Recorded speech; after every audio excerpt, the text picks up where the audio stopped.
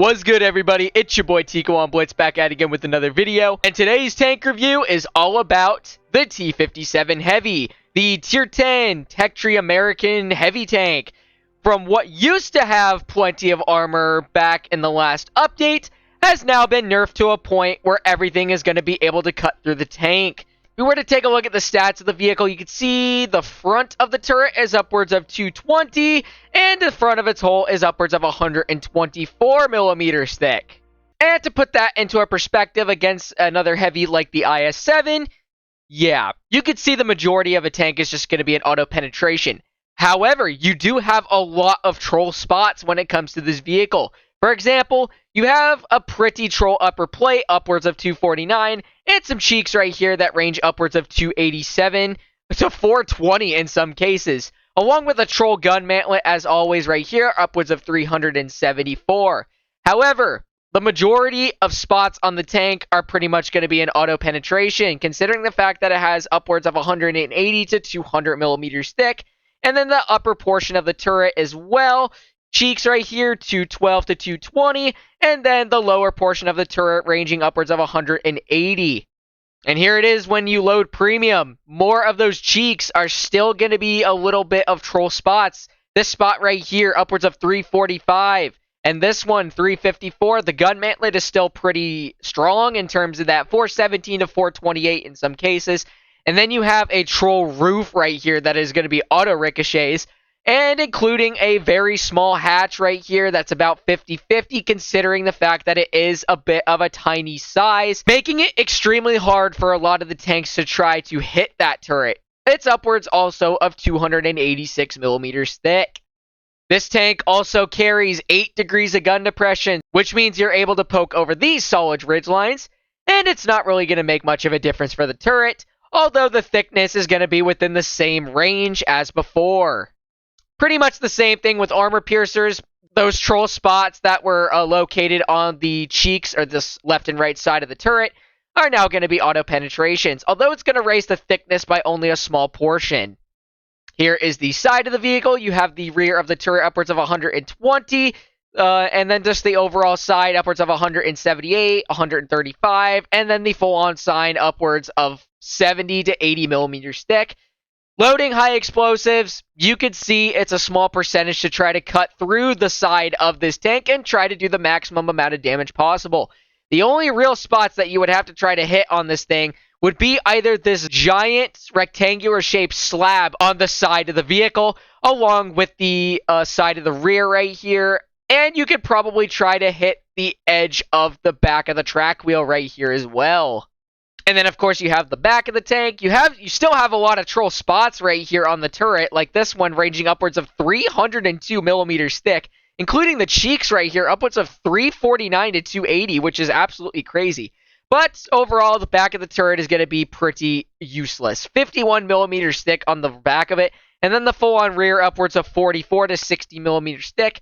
High explosives, the bottom portion of the turret is going to be a 100% chance to do the maximum amount of damage, along with the rear, and then a troll underside right here, along with 2 little cheeks on the sides of the track wheels.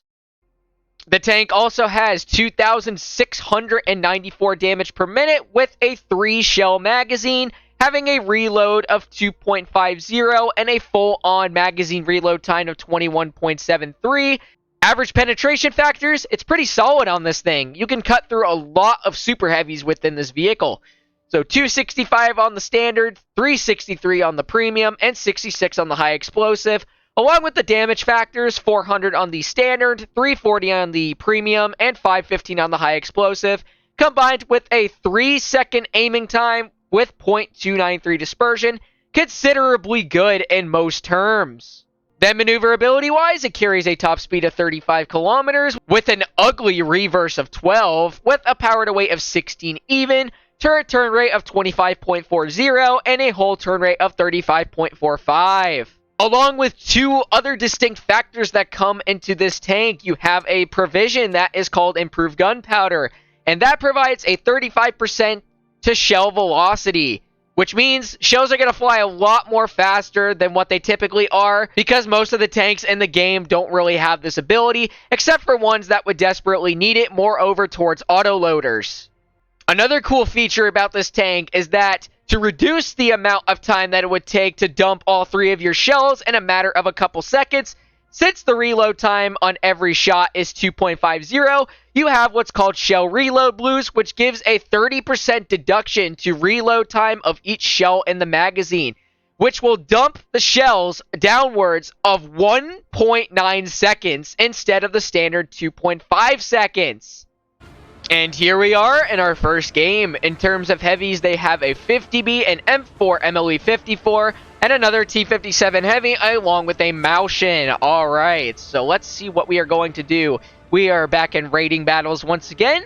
Want to get some stats up prior to my rating in this game mode, so anyways, let's see what we're going to do. We have the gun depression, so let's go ahead and make our way over towards the left side over here and use the solid maneuverability that this tank has. Let's see, who's going to go left with me? It looks like we have an E75 going that way as well. See what we could spot in the process. Alright. So we're just going to go ahead and mosey on over. A couple tanks are spotted off to the side. We do have an M60 over there. Are we able to get a... unfortunate, the shell bounce. Yeah, figured that was gonna happen, considering the fact the M60 has really troll turret armor. Alright, so we got the M4, who hits me. Well, I'm just gonna reload my clip right here. Well, that was my fault.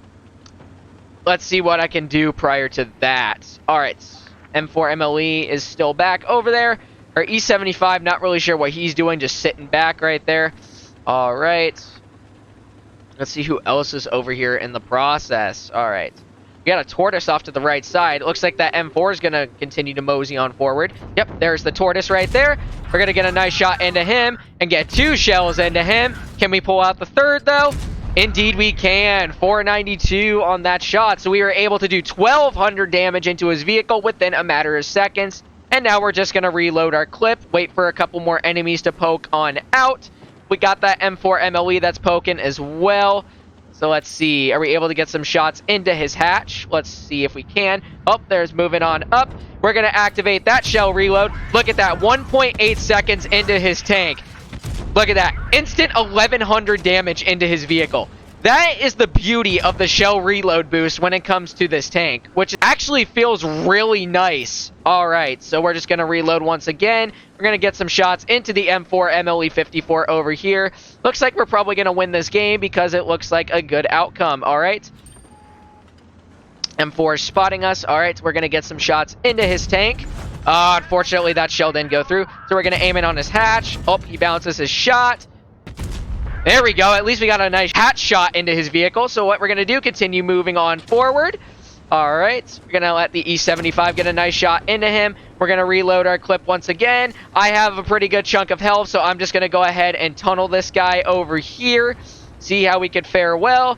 Alrighty, so we are going to aim in on the enemy M4 MLE. There we go. Nice shot into him. We're going to go ahead and get another shot into him. And we are going to pull out a third shot into him as well. Well, it looks like the M60's over here trying to tunnel us as well, which is not ideal. Oh, and he gets stuck within the corner. All right, so we're going to continue moving onward towards the M60 right here, see if we can get some bonks into him. We got our shell reload boost coming into effect once again, so we're going to continue moseying on forward. Hope he's going to move on up, it looks like. Oh, no, he's not. It appears that he doesn't want me to shoot him for some odd reason. Well, we are going to aim in on him anyways. There we go. Oh, the second shell missed. Dang it. All right, we're going to get one more shell into him. Come on, bro. I know you want to. I know you want to. I know you want to. Does that give me a... Oh, there we go. Well, it looks like we're going to get cleared during the process, which is not ideal. All right. Come on, bro. He pens me again. 12, 11, 10... 9. Can you get a bounce off me? And he high rolls the shot. Oh, well, we're going to win this game regardless. I couldn't honestly care less because we had a pretty high damage output in this one. And the battle outcome comes to a close as we are able to do 46-66 block 900 in the process, and pull out a second class. I should have showed the final results of that, because this WZ right here, this guy right here, literally almost threw the game for us. He was literally trolling to the best of his ability. So you know what I'm going to do? I'm going to go ahead and report this guy for an unsporting conduct. Wargaming, if you end up seeing this video, please remove this guy. He is not really good of a player either. Alright, and here we are in battle number 2. Let's see, they have an FE215B, they have a Super Conk, and an Object 752 along with a K91 in terms of heavies. Alright, so what we're going to do, just wait for this stupid timer to go down. We're going to make our way towards the right side and see what we can do. Alright. Waiting, waiting, waiting. There we go. And we're off. Let's go. Alright. See if we can hold off some of the other vehicles that are over on this side. Love how our teammates are shooting already. I love this game so much, especially shitty players, if you know what I mean. I'm sure all of us have dealt with them, World of Tank Blitz player-wise. So, there is the FV off to the side, not able to get a shell into him. They do miss me in the process. My ping is through the roof once again. Alright, so let's see. 752 is the only tank that I can pen, and he is moseying on up, so... Oh, when he's able to bounce me. There we go, another shot into the 752. And we're able to get the third out, which is nice. We literally just took a chunk of that guy's hit points away.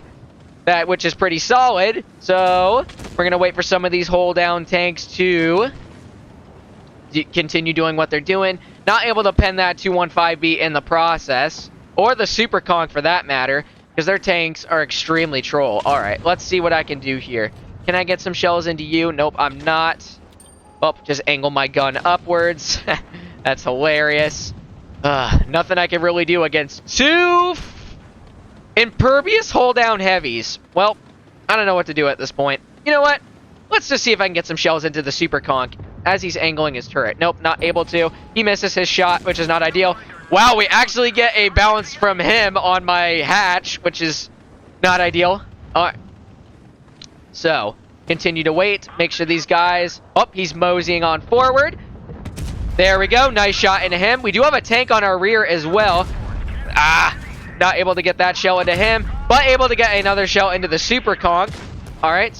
What is behind us? Like, what the heck, man? Oh, it's that M60. Well, we're just going to continue moseying over the hill right here. I don't want to get packed off by that M60 still. Come on, continue to move on back. Probably going to die. I could honestly... Well, move back, move back. There we go. Alright, see if we can farm out this 215B right here. I don't know what that shell was. That was my fault. But there we go. Alright, he's dead too, so let's go ahead and reload the clip. Even lucky to manage to get out of danger. So, and it looks like that E3 is getting absolutely bedonkered on, as these two mediums are just over here being little pests.